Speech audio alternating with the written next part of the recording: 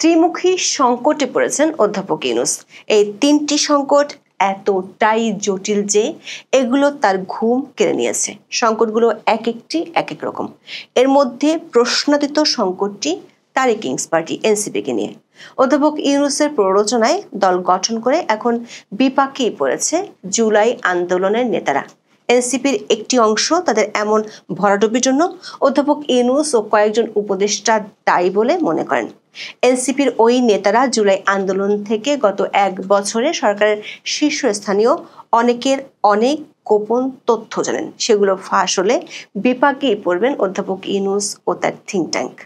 অধ্যাপক ইউনূসের দ্বিতীয় সংকট হলো দুই মিত্র বিএনপি ও জামাতের মুখোমুখি অবস্থান। গত এক মাসে 3 দফার সমঝোতার চেষ্টা করেও কোনো কিনারা করতে পারেননি অধ্যাপক ইউনূসের টিম। এখন বিএনপি ও জামাত দুপক্ষই অধ্যাপক ইউনূসকে সন্দেহের চোখে দেখছে। আর তৃতীয় কিন্তু সবচেয়ে বড় সংকটের নাম আওয়ামী লীগ। দলটির সাংগঠনিক শক্তি ও তৎপরতা বাড়ছে, ফিরে পাচ্ছে জনপ্রিয়তা, লম্বা হচ্ছে মিছিলের বহর। গোয়েন্দাদের তরফে অধ্যাপক ইউনূসের দপ্তরকে জানানো হয়েছে চলতি মাসেই রাজধানীতে বড় ধরনের শোডাউন করতে পারে আওয়ামী লীগ। খুব সহসা ঝটিকা মিছিল রূপ নিতে পারে চলো চলো যমুনার চলো কর্মসূচিতে। এই 3 সংকট ঘিরে অধ্যাপক ইউনূসের থিঙ্ক ট্যাঙ্ক খেই হারিয়ে ফেলেছে। খুঁজে পাচ্ছে না সরকারের এক্সিট প্ল্যান কি হবে। পরিস্থিতি এমন ঘোলাটে হচ্ছে যে কোনো সময় আকস্মিকভাবে অবাক করার মতো সিদ্ধান্ত আসতে পারে সরকারের তরফ থেকে। বিস্তারিত জানতে চলুন যাওয়া যাক বিশ্লেষণে।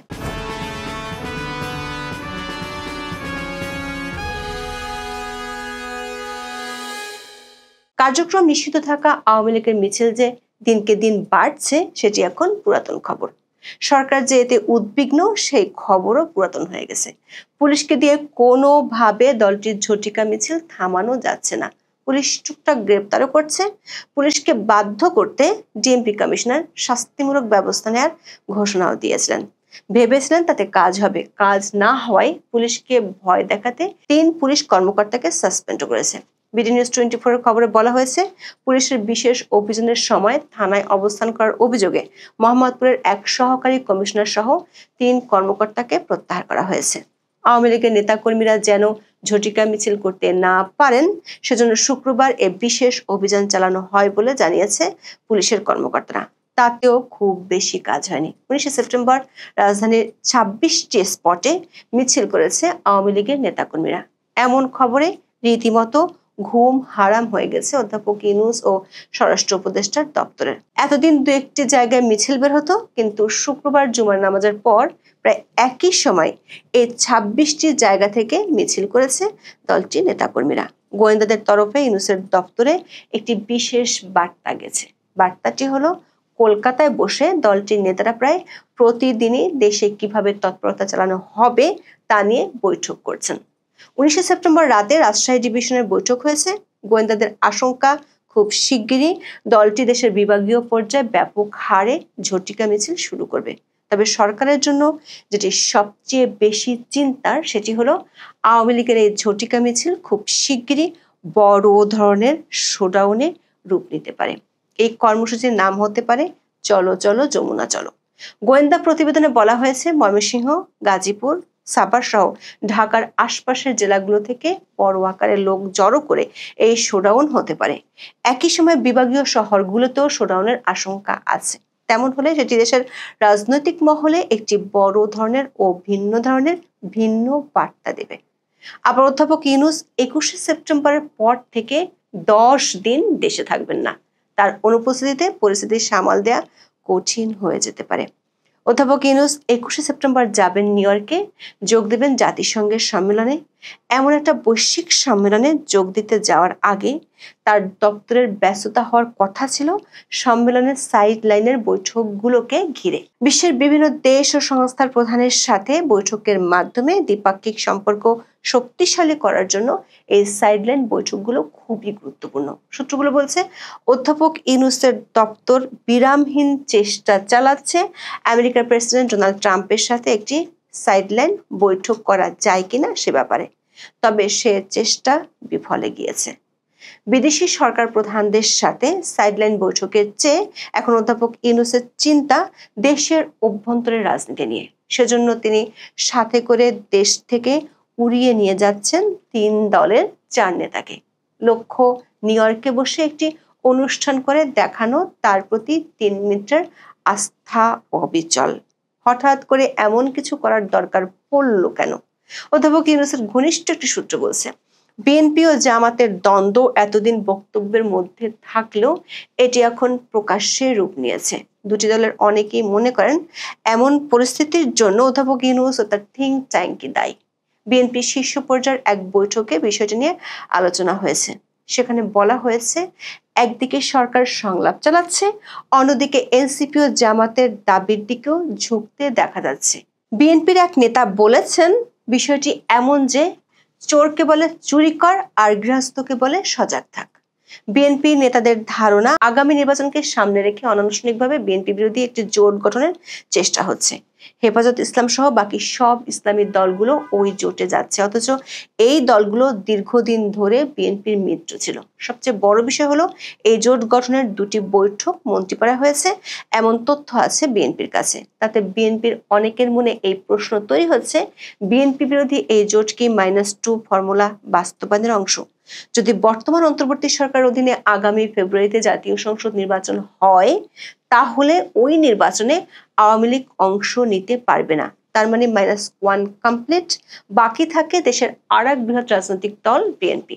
বিএনপিকে মাইনাস করার চেষ্টা পর্দার আড়ালে চলছে বলে অনেক বিএনপি নেতার ধারণা। আবার জামাত ইসলামের কেউ কেউ মনে করেন, সরকার উপদেষ্টাদের একটি অংশ বিএনপির হয়ে কাজ করছে, যারা জামাতের বিরুদ্ধে অবস্থান নিয়েছে। 19 সেপ্টেম্বর জামাতের কেন্দ্রীয় সহকারী সেক্রেটারি জেনারেল রফিকুল ইসলাম খান প্রকাশ্যে সেই ইঙ্গিত দিয়েছেন। তিনি বলেছেন, জামাত ইসলামী বিশ্বাস করে অধ্যাপক ইউনূসের আশপাশের লোকজন ষড়যন্ত্রে লিপ্ত হয়েছে। সূত্রগুলো বলছে, বিএনপি ও জামাত ইসলামীর মুখোমুখি অবস্থান অধ্যাপক ইউনূসের সংকট বাড়াচ্ছে। তার চেয়ে বড় চিন্তার কারণ হয়ে দাঁড়িয়েছে তারই কিংস পার্টি এনসিপি। অধ্যাপক ইউনূসের প্রত্যক্ষ সহযোগিতায় মদদে যে জুলাই আন্দোলনের নেতারা দল গঠন করেছিল, সেটি অধ্যাপক ইউনূস নিজেই একটি সাক্ষাৎকারে বলেছিলেন। পুলিশ, সেনাবাহিনীর মাধ্যমে রাজকীয় প্রোটেকশন ও সুবিধা দিয়েও ফেরদৌস কুরেশির কিংস পার্টির চেয়ে বেশি কিছু হয়নি এই এনসিপি। দলটির নেতাদের চাঁদাবাজির যত ঘটনা প্রকাশ্যে এসেছে, তার চেয়ে অনেক বেশি পর্দার আড়ালেই থেকে গেছে। দলটিতে পদত্যাগের লাইন লেগেছে এখন। এনসিপির বেশ কয়েকজন নেতা মনে করেন, দলটির এমন অবস্থার জন্য সরকার বেশ কয়েকজনের রাজনীতি দায়ী। দলটিতে এখন ভাঙনের সুর। আজকের পত্রিকার খবরে বলা হয়েছে, এনসিপি ও গণ অধিকার পরিষদ এক হয়ে যেতে পারে। সরকারের দুশ্চিন্তা হলো, এনসিপি নেতারা জুলাই আন্দোলন থেকে শুরু করে গত 1 বছরে সরকারের গোপন অনেক কাহিনী জানে। সেগুলো ফাঁস হয়ে গেলে সরকারের শীর্ষ মহলের অনেকের গোপন পর্দা জনসমক্ষে প্রকাশ হয়ে যাবে। ইতিমধ্যে এনসিপির আহ্বায়ক নাহিদ ইসলামের আদালতে দেয়া এক বক্তব্য অধ্যাপক ইউনূসের স্বচ্ছতাকে প্রশ্নের মুখে দাঁড় করিয়েছে। জাতীয় নাগরিক পার্টির আহ্বায়ক নাহিদ ইসলাম 18 সেপ্টেম্বর আন্তর্জাতিক অপরাধ ট্রাইব্যুনাল 1-এ সাক্ষ্য দিতে গিয়েছিলেন। জুলাই গণ অভ্যুত্থানের সময় সংগঠিত মানবতা বিরোধী অপরাধের ঘটনায় শেখ হাসিনা সহ 3 আসামির বিরুদ্ধে করা মামলায় 47তম সাক্ষী হিসেবে তিনি আদালতে সাক্ষ্য দেন। আদালতে জবানবন্দিতে জনাব নাহিদ বলেছেন, পূর্ব প্রস্তুতি হিসেবে তারা নতুন সরকার গঠনের জন্য অধ্যাপক মোহাম্মদ ইউনূসের সঙ্গে আলোচনা করেছিলেন। গত বছরের 4 আগস্ট তারা তাকে নতুন সরকারের প্রধানের দায়িত্ব পালনের প্রস্তাব দিয়েছিলেন। নাহিদের এমন বক্তব্য নিয়ে বেশ আলোচনা হচ্ছে। শেখ হাসিনা পদত্যাগ করেছিলেন 5 আগস্ট। তার মানে নাহিদরা কমপক্ষে একদিন আগেই নিশ্চিত হয়ে গিয়েছিলেন শেখ হাসিনা পদত্যাগ করছেন। সেটি কিভাবে নিশ্চিত হয়েছিলেন, সে প্রশ্নের চেয়েও নাহিদের বক্তব্য সত্য হলে এটি পরিষ্কার অধ্যাপক ইউনূস শপথ নিয়ে প্রধান উপদেষ্টা হওয়ার পর মিথ্যা তথ্য দিয়েছেন। ব্রিটিশ সংবাদ মাধ্যম ফিনান্সিয়াল টাইমসের বৈদেশিক বিষয়ক প্রধান ভাষ্যকার গিরিয়েন রাহমানের উপস্থাপনায় একটি পডকাস্টে কথা বলেছিলেন শান্তিতে নোবেল বিজয়ী অধ্যাপক ইউনূস। রাহমান রিভিউ নামের ওই পডকাস্ট অনুষ্ঠানে কথোপকথন লিখিত আকারে প্রকাশ হয় 2025 সালের 30 জানুয়ারি। সেখানে প্রধান উপদেষ্টা হতে রাজি হওয়ার আগে ও পরে কি ঘটেছিল তা জানিয়েছিলেন অধ্যাপক ইউনূস। সেই কথোপকথনে অধ্যাপক ইউনূস বলেছিলেন, তিনি যখন প্রথম ফোন কল পান তখন তিনি প্যারিসের হাসপাতালে ছিলেন। ছাত্ররা তাকে বলল, শেখ হাসিনা চলে গেছেন, এখন সরকার গঠন করতে হবে, দয়া করে আমাদের জন্য সরকার গঠন করুন।